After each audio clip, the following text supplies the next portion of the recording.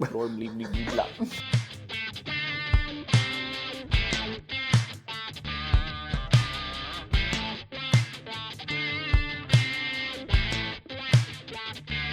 Welcome, our children who aren't really children, but also might be children. Welcome, Earthlings. Bleep, blor, bleep, blah, bleep, bleep, bleep, bleep, bleep. Are you an alien, or what's going on over there? Robot alien. Ah, cool. Yeah. Awesome. So, Welcome back, guys. Hey, I'm Shane. Episode 2. I'm Nathan. And welcome to... Nathan, what's our show called? Nathan's in charge of naming the show. Okay. And I'm a little confused. Yeah. And I'm on it. Episode 1, I was like, it's Can't Toast because we don't give a fudge. But then we're like, hey, this is really fun. We should give a fudge. So it's called Tables and Things. Tables and Things. TNT because... Because why? Sorry! For those of you that don't know, everything Nathan says I have to edit, and it's so... Mind explosion. Oh, you make the sound too. I don't have to make the sound. Oh yeah, you don't even have to make the sounds. That's great. It's like I have an explosion gun. I don't even have to go like pew, pew. I just gotta go.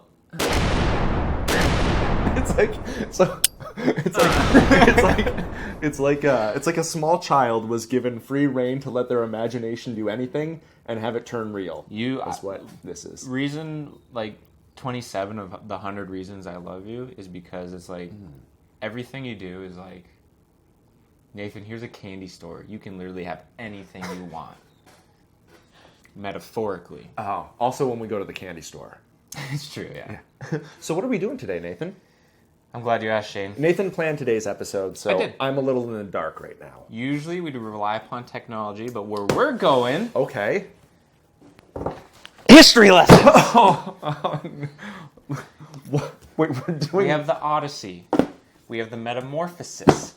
Ancient Greece, social and historical documents. That was right. The landmarks of Herodotus, also known as the father of history. 5,000 pages of maps and just pure bliss. And maybe we'll finish off with Roman art. A lot of phalluses.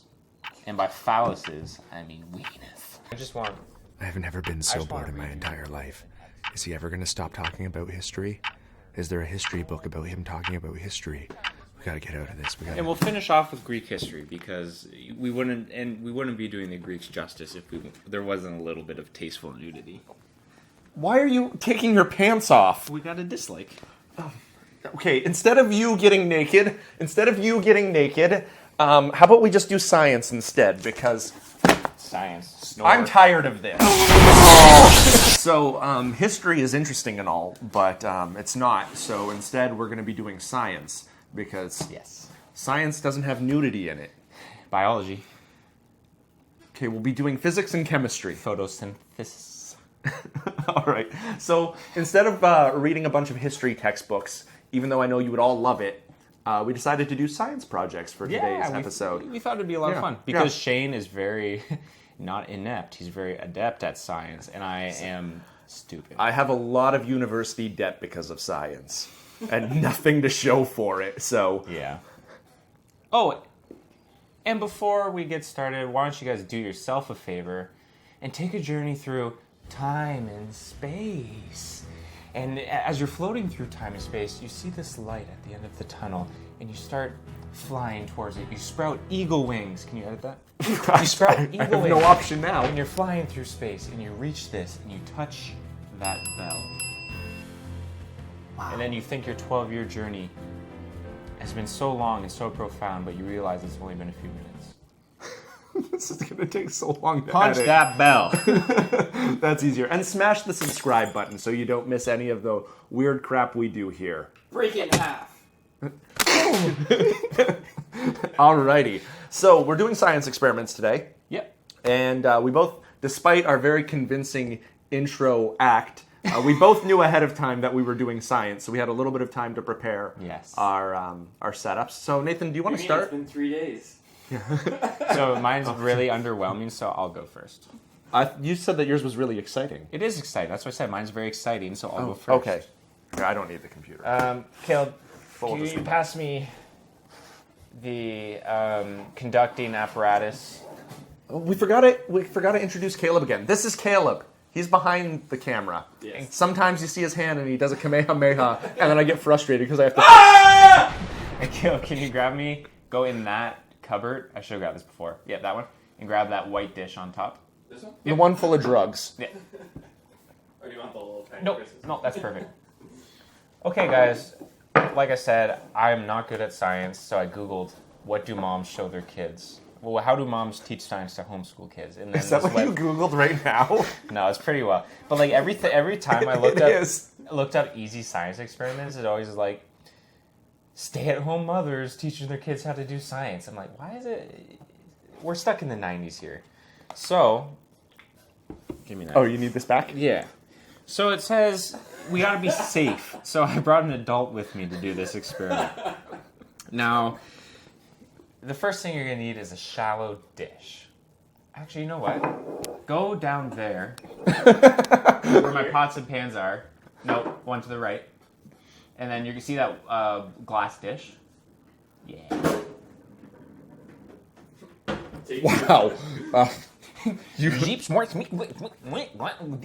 Grab a shallow dish. And you're going to want to fill it with milk. Now, if you go almond milk, you get more jacked than soy milk. Soy milk does weird things to your body, and milk is gross, I think.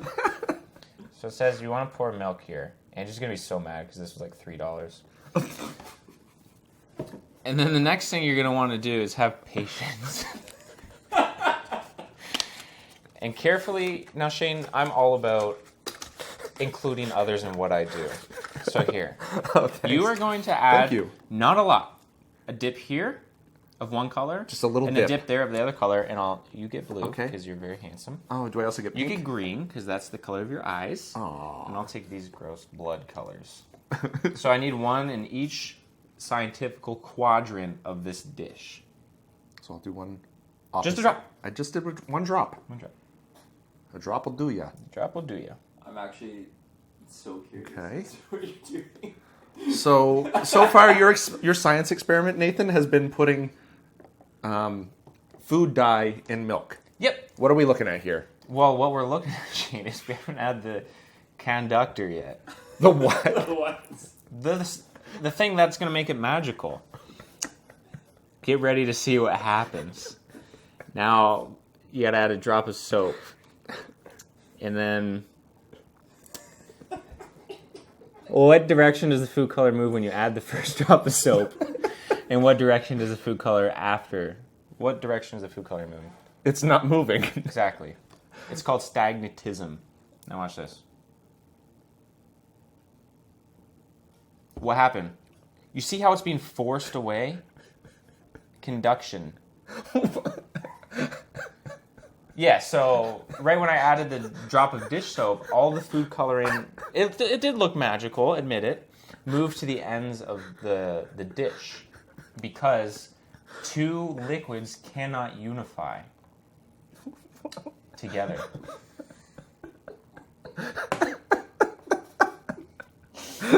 Well, they can, but because there's soap, they can't. Don't you have your smart serve? Oh, gosh. Well, that was a very beautiful science experiment, Nathan. I'm sure we all learned a lot. Here, I'll give you the computer. I won't put it away. Okay. We can put it over here with your dish soap. Here, okay. Your conductor. Wow, Nathan, that was an incredible experiment. You know what else is incredible? Our ad. Our sponsor. Our sponsor. Check out this ad. Make sure you buy a few. Do you want their toys from your grandpa? As I told my grandpa, toys are back. And we win the back. And now it's time for Stories with Grandpa. Grandpa! Hey. Whoa! That's when all of a sudden, out of nowhere, came an elderly man named Socrates. Oh, my back! Socrates said, "Hey, Plato, I know we've been saving up to get a cave together, but if we don't team up, the Greeks will kill both of us." Grandpa, why are you wearing a napkin on your head? This is my hair. It's not a napkin. Gosh darn it. This is my real hair. It's literally, it's not a costume. You young whippersnappers wouldn't know class if it Where am I walking to? From the other angle, this worked. Now I'm just going to a corner. All stories are cool, Grandpa so separately. Wow, that was great. That was cool. Now I have a science experiment for you. I can't wait to see it. Just go ahead and throw that in the sink. All right, so I've prepared a couple of things. Wait, did it blow your mind or what? I'm thinking something. It's mixing as I move it. All Well, right. that's because you disrupted the consistency. Nathan, I need you to move with me. I can't reach my... We're attached at a cord. Like a mother and her baby. Right. Umbilical cord. Yeah, you're right. That's science. Biology. You said there's no nudity in science. Well, I was wrong. I So beg we'll to actually move differ. the laptop away a little bit because I have some... Do you want Roshi out of the way? Sure, yeah, we can move him out of the way. I brought a couple of things. We got some copper wire. We have some neodymium magnets. I have very strong magnets, and I have a copper pipe. Do you need this now, or do you You take it. We'll grab it. So we'll start off with actually the magnets and the copper wire. Do you have a battery anywhere? Do you need the bag? I do. There's something else in it. Oh, okay. My bad. Do you have a AA battery? AAA? That'll work. Any battery will work. So, electrical engineering was my main discipline when I was in university before I dropped out the first time. Then I went back for it again. My main discipline was being grounded all the time. That's going to your room without dinner. So, what we'll do is we'll make an extremely simple electric motor. Okay. It's like the simplest electric motor we can make, and we're going to use magnets, a battery, and copper wire. Now, this type of motor is called a homopolar motor. A what? It's called a homopolar motor. I can't say it without laughing now. Homopolar motor. Thanks. So if we take our magnets and we put the battery on it, and then we fashion the copper wire around it, what it's going to do is we're going to run a current through here, and it's going to interact with the magnetic field of the magnets. And anytime you run current through a conductor, you're creating a magnetic field.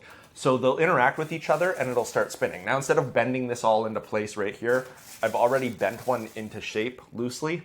So we've got a little coil and then we've just got something to rest it on. Cool. So we'll just put that down over top and then we'll give it a little bump. Yeah, and it'll start spinning by itself. This battery is not strong. Do you want me to get Oh, it? there we go. It's starting to go. It just takes a little while to start. What kind of magic is this? Electricity. Well, Do you want me to get a bigger battery? if you have a AA, that would be amazing. Okay, so I'll just give it a little bump to get it going. But now it speeds up. Holy So this is a super simple electric motor. Where did you learn this? I went to school for electrical engineering. PhD. You probably wrote it already. So we'll just give it another little... It's not balancing. It's not balancing. On a bigger battery... And in the Xbox controller, I have a... The camera can't see me, though. Yeah. That's okay. That is legit cool, though. I didn't know you were So that's... Yeah, it's going to fall off now. mind explosion. But maybe I'll just bend it a little more. He'll grab you a bigger battery, too. Cool. Oh, that's... The viewers can't know what I look like. They'll know. Cool. Awesome. Thank you, Caleb. Hand. Ah, yes. Whoa, yeah, that's a beefy boy. So we'll put that on there. That's so cool. That is cool. And what's it hitting? Nathan doesn't use charged batteries. I know. Here, Grab another one. I'll just bend it a little bit. That might help us. Yeah, that should work. That's amazing. So what we're doing is we're running a current through the wire and creating a magnetic field, and it's interacting with the magnetic field of the of the magnets, and it's causing it to move. Why are we not making hats that make us fly right now? Forget this channel. So this is a homopolar motor. So another thing I wanted to show you involves. Cool. This was like your introductory lesson because there's a really cool effect. It stems from a law known as Lenz's law, and it has to do with when a magnet moves through a conductor, you're producing electricity. And like you saw here, when you have electricity run through a conductor, it creates a magnetic field. Okay. So if we were to we'll just take 3 of these magnets, And just put your hand out.